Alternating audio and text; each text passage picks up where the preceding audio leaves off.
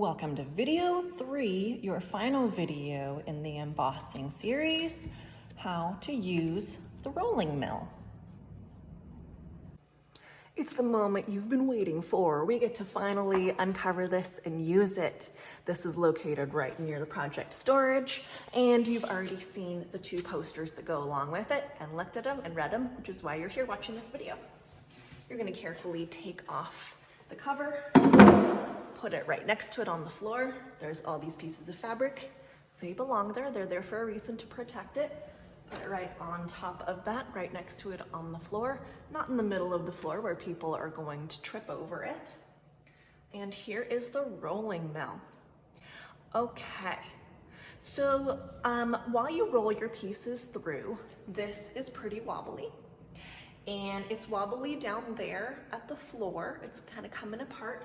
And so what I don't want you to do is hold on to this to keep it stable, because this is a wheel that turns, and you don't want that to turn as you're rolling your piece through like this, because this wheel allows the 2 rollers to go closer and further apart. Let's take a closer look. Here's the rolling mill. There's the 2 rolling wheels. And as I go down, it goes closer together. As I am rolling this up, up, up, you can see those rollers getting farther and farther apart and closer together. And that just depends on what thickness or gauge your metal is that's gonna be run through there. And that is completely dependent on this chart. So you're gonna have to know what metal gauge you have to know what to set the setting at. So if my metal gauge is a 16, which is extremely thick, you probably will be more in the 2022 range. I'm gonna look for, if I'm going for 16, I'm gonna be looking for a wheel height of 15 on the right side, on that highlighted side. So there is 15. The 15 is lined up with the center. It's lined up with this right here. That's how you'll know it's the exact right height for a 16 gauge. Look how thick that is, it's huge. So if this does wobble when you're running it through, which it probably will, make sure not to hang on to this. Make sure to hang on to this base right here to keep it steady, but it's gonna wobble a little bit. Don't worry about it. Okay, I've checked my chart on the wall, and I know that I have a 20 gauge piece of metal, which is pretty thick. I noticed that my wheel, my right wheel with the highlighter needs to be with 75, and that 75 is pointing right toward the center, toward the wheel.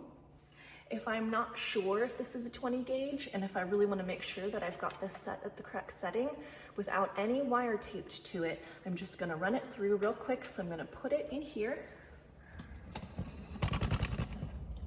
and just run it through, and it should run through nice and easily. Boop, it came out the other side. It didn't get pressed or anything, but it did run through by itself. So that means it's good to go, ready to be embossed.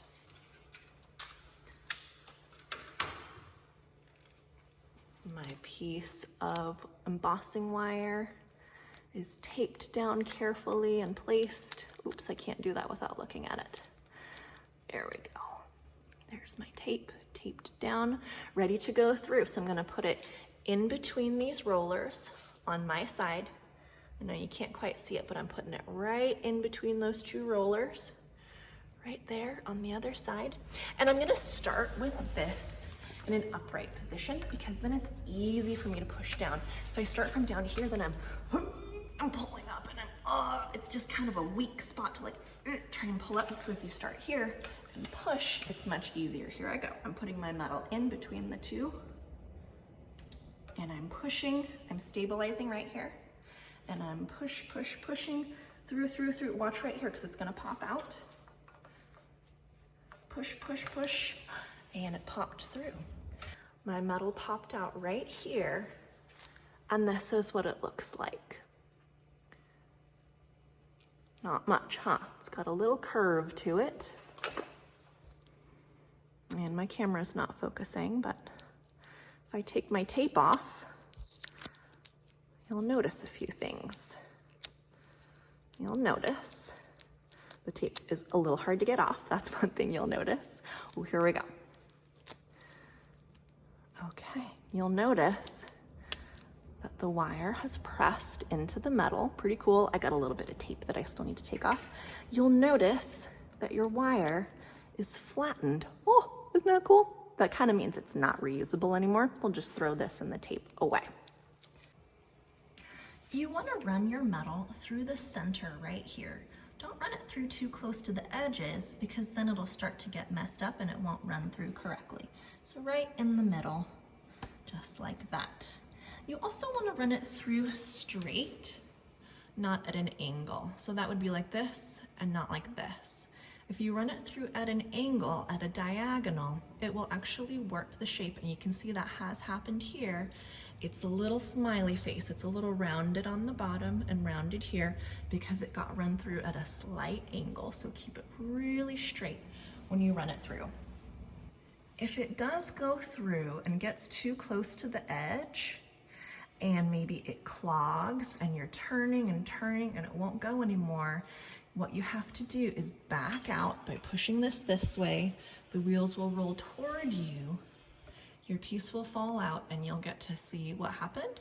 You'll get to talk to me and we'll figure out a solution on how to work with the mistake.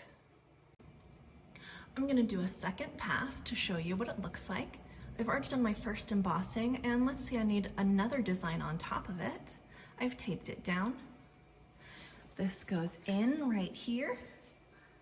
See, I put it right in there. I keep my fingers out of the way. It's holding itself. And oops, I forgot to start with my handle in the correct position. So I'm actually gonna take this out. I'm gonna move my handle up, up, up to the upright position. Place that in, and here I go. Ready? Stabilize it and push, push, push, push. And here we go. You can take that off. And there's my new line that just got embossed in there. When you're all done, set this handle down low to where you found it. Set this back to 0. And you're gonna wanna cover it up. Unless someone is right after you wanting to use it, you're gonna cover it up because we wanna keep all the dust and flying metal bits from the lab out of there. This is a really expensive piece of machinery. We wanna keep it in really good condition because if our machines are in good condition, then we'll have the best possible jewelry. We won't have messed up stuff. And remember that a really important part of keeping this in good condition is no steel on steel. Don't ever run that steel wire through here, okay? All right, my dears, you've learned how to prepare your metal for embossing, how to make the wire into the shape, how to use the rolling mill. It's time for you to go on over to Google Classroom and take a quick quiz or look at the chart to take a quick quiz. Once you pass that quiz, you are good to go and use that rolling machine and complete the final stage of your embossing.